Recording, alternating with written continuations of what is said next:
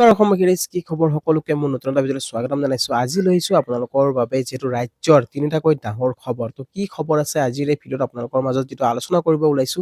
তো গতিকে ভিডিঅ'টো কোনো স্কিপ নকৰি শেষলৈকে চাই থাকিব। অলপ ভিডিঅ'টো আৰম্ভ কৰো। Welcome to my channel উল্টাকাছাম।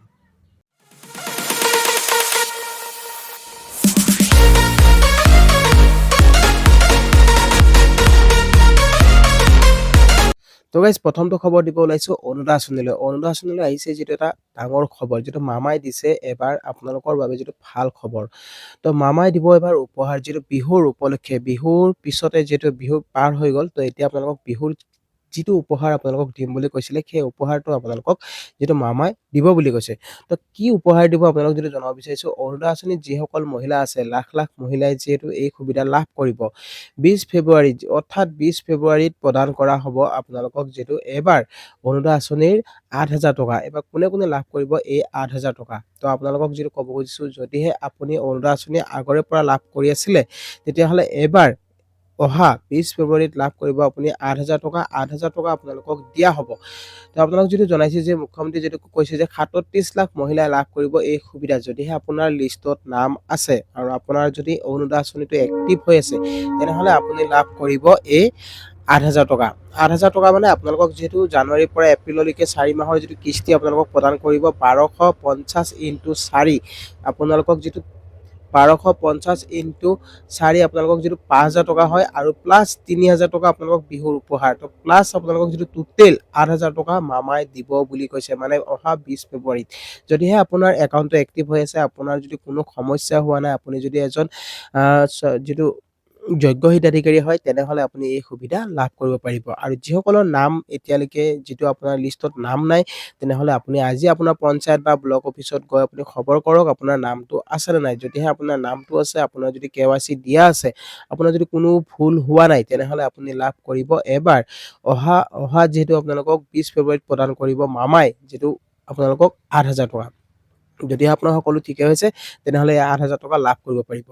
আৰু আপোনালোকক যেটো মামাই কৈছে ৰেচন কাৰ্ড থাকিলে লাভ কৰিব অৰুণোদয় আঁচনিৰ সুবিধা। যিসকলে এতিয়ালৈকে অৰুণোদয় আঁচনিৰ সুবিধা লাভ কৰা নাই, তেনেহ'লে আপোনাৰ ৰেচন কাৰ্ডখন আপুনি প্ৰথমতে আপুনি গ্ৰহণ কৰক। ৰেচন কাৰ্ডখন যেতিয়া আপোনাৰ হাতত থাকিব, তেতিয়া আপুনি লাভ কৰিব এই সুবিধা। আৰু আপুনি যদি অৰুণোদয় আঁচনিৰ পৰা বঞ্চিত হৈ আছে বা আপুনি যদি পোৱা নাই, তেনেহ'লে আপুনি কমপ্লেইন জনাব পাৰে বা অফিচত গৈ আপুনি যোগাযোগ কৰিব পাৰে। তেতিয়া আপোনালোকৰ ঘৰত হয়তো ভেৰিফিকেশ্যন টীম আহিব পাৰে, আপোনাৰ ঘৰত গৈ ভেৰিফাই কৰিব। তাৰ পিছত যদি আপুনি এজন যোগ্য হয়, তেনেহ'লে আপুনি এই সুবিধা লাভ কৰিব পাৰিব।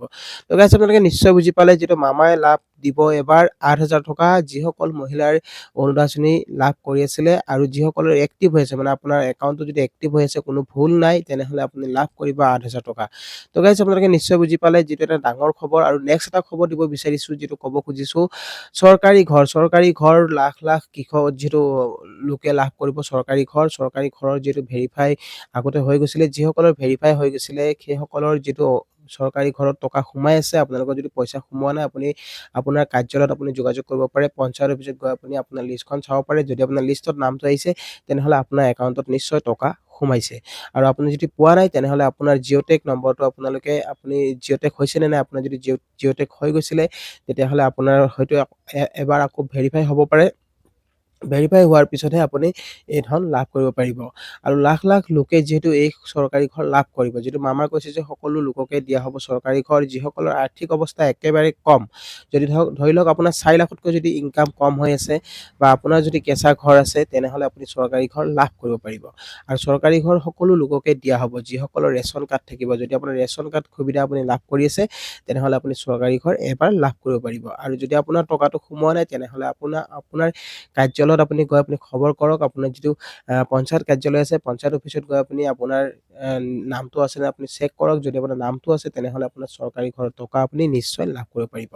তো মামাই যেটো কৈছে যে বহুত যেটো লোকে চৰকাৰী ঘৰ লাভ কৰিছে, আৰু এইবাৰো যিহেতু বহু লোককে দিয়া হ'ব এইবাৰ চৰকাৰী ঘৰ। যিসকলে পোৱা নাই, একেবাৰে আৰ্থিক অৱস্থা বেয়া, সেই লোকসকলকো দিয়া হ'ব চৰকাৰী ঘৰ। যদিহে আপোনাৰ জিঅ'টেক হোৱা নাই এতিয়াও, তেতিয়াহ'লে আপুনি জিঅ'টেকৰ বাবে আপুনি কাৰ্যালয়ত যোগাযোগ কৰি আপোনাৰ জিঅ'টেক কৰাওক। যেতিয়া জিঅ'টেক হ'ব, জিঅ'টেক হোৱাৰ পিছত আপোনাৰ ভেৰিফাই হ'ব। ভেৰিফাই হোৱাৰ পিছত আপুনি ফাইনেল আপুনি যেটো টকা আপোনালোকক দিয়া হয় চৰকাৰী ঘৰৰ, সেই টকাটো আপুনি লাভ কৰিব পাৰিব। তো গাইজ নিশ্চয় বুজি পালে। আৰু এটা লাষ্ট যেটো খবৰ দিব বিচাৰিছো আপোনালোকৰ বাবে, 3 নম্বৰ যেটো খবৰ আহিছে যে PM কিষাণ আঁচনি এবাৰ এবাৰ লাখ লাখ কৃষকে লাভ কৰিব PM কিষাণ আঁচনিৰ ধন আৰু কিছুমান কৃষকৰ নাম কৰ্তন হৈ গৈছে। তো কিহৰ বাবে কৰ্তন হৈ গৈছে আপোনালোকক সবিশেষ আজি এই ভিডিঅ'ত মই আপোনালোকক ষ্টেপ টু ষ্টেপ জনাম। আপুনি PM কিষাণৰ ধন যদি লাভ কৰা নাই তেনেহ'লে আপুনি কেনেকৈ লাভ কৰিব আৰু এইবাৰ অহা যিহেতু 22 নম্বৰ কিস্তি লাভ কৰিব পাৰিব। তো 22 নম্বৰ কিস্তি পাবলৈ হ'লে আপুনি কোনকেইটা কাম কৰিব লাগিব? তো চাওক আপোনালোকক যিটো মই ক'ব খুজিছোঁ এতিয়ালৈ যিটো বহু কৃষকৰ মানে যিটো KYC প্ৰদান মানে আপোনালোকৰ KYC হোৱা নাই। তো KYC আপোনালোকৰ হৈ আছে। তো যিসকল কৃষকৰ KYC হৈ আছে কেনেকৈ আপুনি KYC আপুনি এক্টিভ কৰাব পাৰিব, আপোনাৰ KYC কেনেকৈ আপুনি য়েছ কৰাব। চাওক ইয়াত যিহেতু আপোনালোকে জানিব পাৰিব যে PM কিষাণৰ যদি আপুনি ৱেবছাইটত যায় তাত গ'লেও আপুনি এটা ৱেবছাইট পাব KYC বুলি অপশ্যন এটা পাব। সেই KYCত গৈ আপোনাৰ যিটো আপোনাৰ ৰেজিষ্ট্ৰেশ্যন নম্বৰ আছে বা নাইবা আপোনাৰ যিটো আধাৰ নম্বৰ আছে সেই আধাৰ নম্বৰটো আপুনি দিব লাগিব। দিয়াৰ পিছত আপোনাৰ মোবাইলত এটা OTP আহিব। সেই OTPটো ফাইল কৰাৰ পিছত আপোনাৰ KYCটো আপোনাৰ হৈ যাব আৰু যদিহে আপোনাৰ KYC যদি আপোনাৰ লিংক আছে, যদি আপোনাৰ মোবাইল নম্বৰটো যদি আপোনাৰ লিংক হৈ আছে তেনেহ'লে চিন্তা কৰাৰ কাৰণে আপোনাৰ KYC এক্টিভ হৈ যাব। আৰু কৈছে যে PM কিষাণৰ আপুনি আৰু এটা এপ আছে, সেই এপৰ জৰিয়তে আপুনি KYC কৰিব পাৰে। যিহেতু বহুকেইটা অপশ্যন আপোনালোকক দিয়া হৈছে, যদিহে আপুনি KYC এতিয়ালৈ কৰিব পৰা নাই, যদিহে আপুনি KYC কৰা নাই, যদি আপুনি KYC নকৰে তেনেহ'লে কিন্তু আপুনি এই কৃষক আঁচনিৰ ধন লাভ নকৰে। তো বহু কৃষকৰ ধন এতিয়াও যিটো লাভ কৰা নাই সেইবাবে যিটো KYC নোহোৱাৰ বাবে বহু কৃষকে এতিয়াও লাভ কৰা নাই PM কিষাণ আঁচনিৰ সুবিধা। তো আপুনি PM কিষাণ আঁচনিৰ সুবিধা লাভ কৰিবলৈ হ'লে আপুনি CSC চেণ্টাৰত যাব পাৰে, নতুবা আপুনি এটা এপ ডাউনলোড কৰিব পাৰে PM কিষাণ মোবাইল এপ। তো এই এপটোত আপোনালোকৰ কোনো ধৰণৰ মানে আপোনাৰ OTP প্ৰদান কৰিব নালাগে। আপুনি কোনো ধৰণৰ OTP প্ৰদান কৰিব নালাগে। ন' ফিংগাৰপ্ৰিণ্ট ৰিকুৱাৰ্ড, আপুনি কোনো ধৰণৰ ফিংগাৰপ্ৰিণ্ট দিব নালাগে। ইয়াত মাত্ৰ আপুনি কৰিব লাগিব কি complete your KYC, KYC with face authentication feature. তো ইয়াত উপলব্ধ আছে মাত্ৰ ফেচ অথেণ্টিকেশ্যন, মানে আপোনাৰ ফেচ, আপোনাৰ চেহেৰাৰ যোগেদি আপুনি ইয়াত আপোনাৰ KYC কৰিব পাৰিব। যদিহে আপোনাৰ ফেচটো আপুনি দেখুৱাই আপুনি আপোনাৰ KYC কৰিব পাৰিব। মাত্ৰ আপুনি কি কৰিব লাগিব, এটা এপ ডাউনলোড কৰিব লাগিব। এপটোৰ নাম হৈছে PM কিষাণ মোবাইল এপ। তো PM কিষাণ মোবাইল এপটো আপুনি প্লে ষ্টৰত উপলব্ধ হ'ব, তাত আপোনালোকে পাই যাব। তাৰ পৰা আপুনি ইয়াত ফিংগাৰপ্ৰিণ্ট আপুনি দিব নালাগে, মাত্ৰ আপুনি ৰেজিষ্ট্ৰেশ্যন নম্বৰটো দি আপুনি ৰেজিষ্টাৰ কৰি ল'ব। ৰেজিষ্টাৰ কৰাৰ পিছত আপুনি তাত অপশ্যন আহি যাব। আপোনাৰ যদি এক্টিভ হৈ আছে, আপোনাৰ নম্বৰটো যদি লিংক হৈ আছে তেনেহ'লে আপোনাৰ ডাইৰেক্ট আপোনাৰ একাউণ্টটো দেখাই দিব। তো আপোনাৰ একাউণ্টত দেখাই দিব যে PM কিষাণ আপোনাৰ এক্টিভ আছে নে নাই। আপোনাৰ যদি হয় আপুনি সেই মানুহজন তেনেহ'লে আপোনাৰ PM কিষাণ এক্টিভটো দেখাই দিব, আপোনাৰ আইডিটো দেখুৱাই দিব। দিয়াৰ পিছত আপোনাৰ KYC যদি হৈ আছে তাত আপুনি PM কিষাণৰ KYC অপশ্যনটো পাই যাব। তাত গৈ আপুনি ডাইৰেক্ট ফেচ অথেণ্টিকেশ্যন মানে আপোনাৰ ফেচটো দেখুৱাই আপুনি KYCটো কৰি ল'ব পাৰিব। তো তেনেকৈ কৰিব পাৰে, একেবাৰে সহজ উপায় হয়। আপুনি মাত্ৰ PM কিষাণ মোবাইল এপটো ডাউনলোড কৰি লওক। আৰু নেক্সট এটা অপশ্যন আছে, আপোনালোকে আপোনাৰ CSC চেণ্টাৰত গৈ আপুনি KYCটো কৰিব পাৰে। CSC চেণ্টাৰত গৈ আপুনি জাষ্ট আপোনাৰ মোবাইল নম্বৰ আৰু আপোনাৰ আধাৰ কাৰ্ড আপুনি নম্বৰটো লৈ যাব, তাত আপোনালোকক চেক কৰাই দিব। যদি আপোনাৰ KYC হৈ আছে তাতো আপুনি KYCটো কৰি ল'ব পাৰিব। তো আই হোপ আপোনালোকে নিশ্চয় বুজি পালে। আৰু আপোনালোকক ক'ব খুজিছোঁ PM কিষাণৰ এবাৰ 22 কিস্তি কেতিয়া লাভ কৰিব।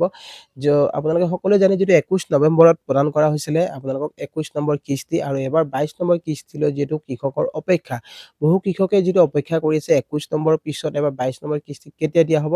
আৰু 22 নম্বৰ কিস্তি আপোনালোক যদি জনাব বিচাৰিছোঁ নৱেম্বৰ, ডিচেম্বৰ, জানুৱাৰী, ফেব্ৰুৱাৰী। তো ফেব্ৰুৱাৰীত যিহেতু লাষ্ট শেষত আপুনি লাভ কৰিব পাৰে PM কিষাণৰ 22 কিস্তি। কিন্তু ইয়াৰ আগতে আপুনি KYC আপুনি কৰিব লাগিব, লগতে লেণ্ড চিডিং যদি কৰা নাই লেণ্ড চিডিং কৰিব লাগিব, আৰু আধাৰ বেংক একাউণ্ট চিডিং। তো এই তিনিটা কাম আপুনি যদি কৰা নাই আপুনি সোনকালে কৰি লওক। আৰু এই তিনিটা কাম কৰাৰ পিছত আপুনি এবাৰ ফাইনেলি আপুনি লাভ কৰিব পাৰিব PM কিষাণ আঁচনিৰ সুবিধা। তো আই হোপ আপোনালোকে নিশ্চয় ভিডিঅ'টো বুজি পালে। আজি আপোনালোকক যদি তিনিটাকৈ খবৰ জনালোঁ, আৰু ভিডিঅ'টো চাই কেনেকুৱা পালে জনাব। ভাল পালে লাইক, শ্বেয়াৰ, আৰু লগতে চেনেলটো যদি নতুনকৈ আহিছে তেনেহ'লে ছাবস্ক্ৰাইব কৰিব নাপাহৰিব, আৰু কাষত থকা বেল আইকনটো প্ৰেছ কৰি দিব, যাতে এনেকুৱা ধৰণৰ নতুন ইনফৰমেশ্যন আহিলে সকলোতকৈ আগত পাই থাকে। তো গাইছ আজিলৈ জয় অসম।